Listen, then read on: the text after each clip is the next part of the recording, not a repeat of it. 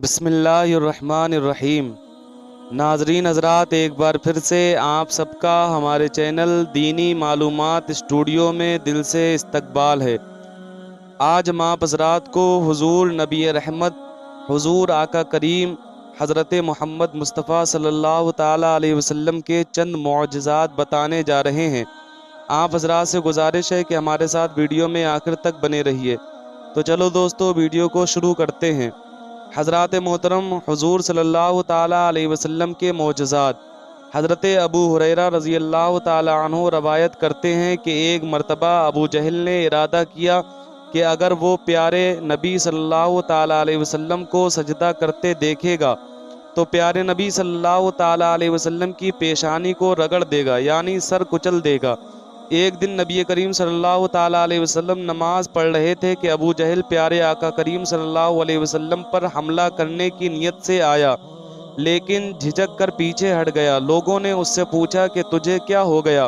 تو اس نے کہا کہ میں نے دیکھا کہ میرے اور محمد صلی اللہ تعالیٰ علیہ وسلم کے درمیان آگ کی خندق حائل ہے۔ نبی کریم صلی اللہ علیہ وسلم نے فرمایا کہ اگر وہ میرے قریب آتا تو فرشتے اس کو اسی آگ میں جلا کر راکھ کر دیتے۔ حضرات محترم، بھنے ہوئے گوشت نے اپنے زہر آلود ہونے کی اطلاع دی۔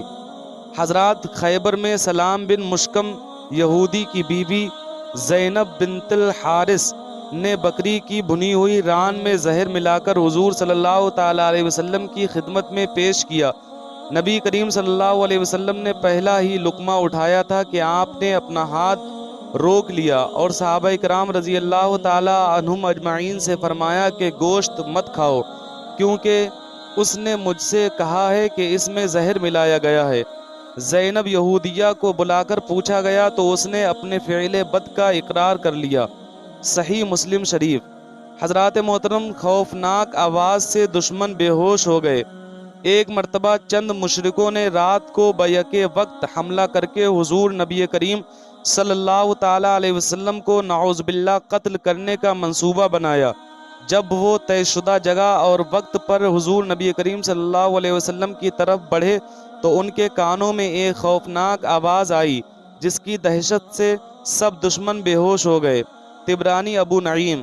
حضرات محترم، دشمنوں کی قوت بینائی سلب ہو گئی۔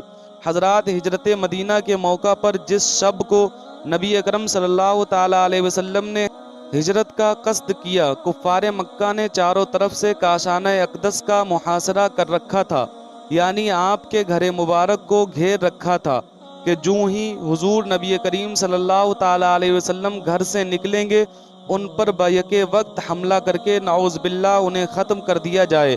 چنانچہ سرکار دو عالم صلی اللہ علیہ وسلم عین ان لوگوں کی آنکھوں کے سامنے یہ آیت مبارکہ پڑھتے ہوئے نکلے، وَجَعَلْنَا مِن بَيْنِ أَيْدِيهِمْ سَدًّا وَمِن خَلْفِهِمْ سَدًّا فَأَغْشَيْنَاهُمْ فَهُمْ لَا يُبْصِرُونَ۔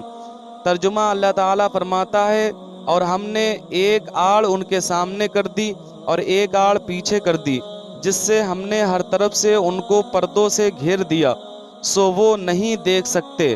محاصرین کی قوت بینائی خداوند تعالیٰ نے ایسی سلب کی کہ نبی کریم صلی اللہ تعالیٰ علیہ وسلم ان کے درمیان سے نکل کر حضرت ابو بکر صدیق رضی اللہ تعالیٰ عنہ کے گھر جا پہنچے۔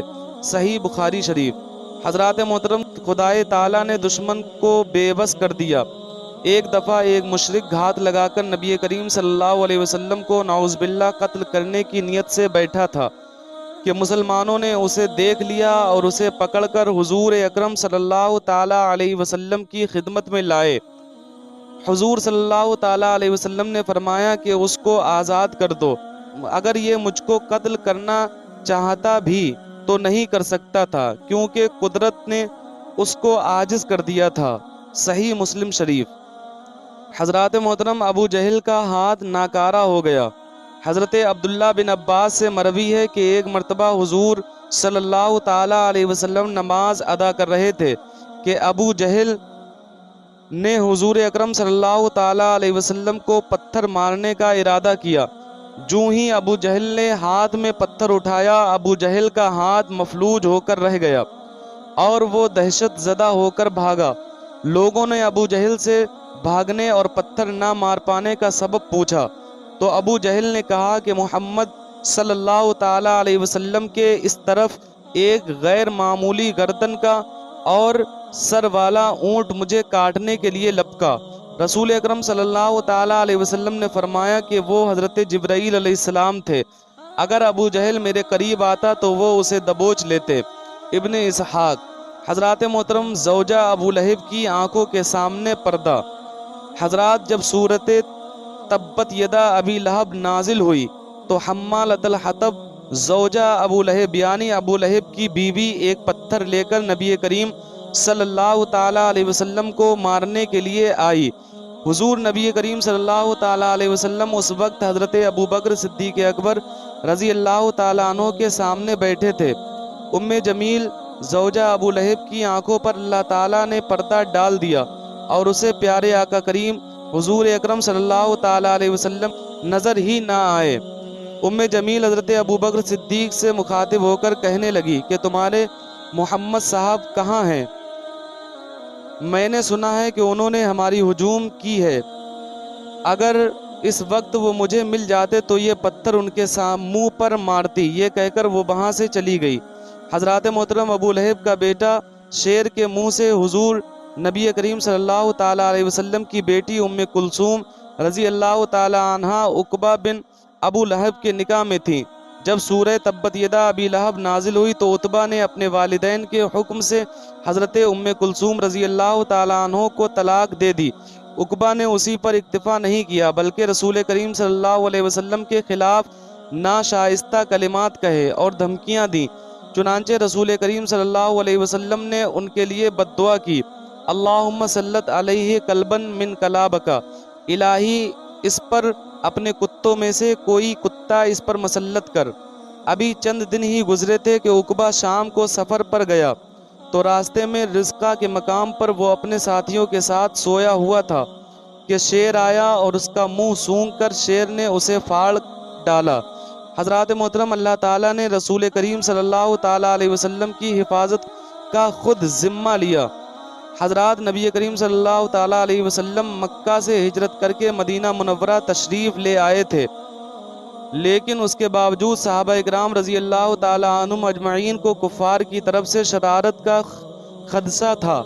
چنانچہ صحابہ اکرام رضی اللہ تعالیٰ عنہم اجمعین باری باری پیارے آقا کریم صلی اللہ علیہ وسلم کی قیام گاہ کے گرد پہرا دیا کرتے تھے کہ ایک رات یہ آیت نازل ہوئی، واللہ یعصمک من النار، ترجمہ، اور اللہ تعالیٰ آپ کو لوگوں سے محفوظ رکھے گا۔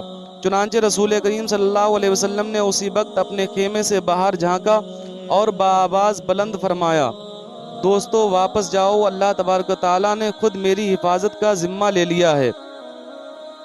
تو دوستو، آج کی ویڈیو بس یہیں تک تھی۔ امید کرتا ہوں آپ حضرات کو ہماری یہ ویڈیو ضرور پسند آئی ہوگی۔ اگر ویڈیو پسند آئی ہو تو ویڈیو کو لائک کریں اور ہمارے چینل دینی معلومات اسٹوڈیو کو ابھی سبسکرائب کریں۔ ملتے ہیں اگلی ویڈیو میں، تب تک کے لیے اللہ حافظ۔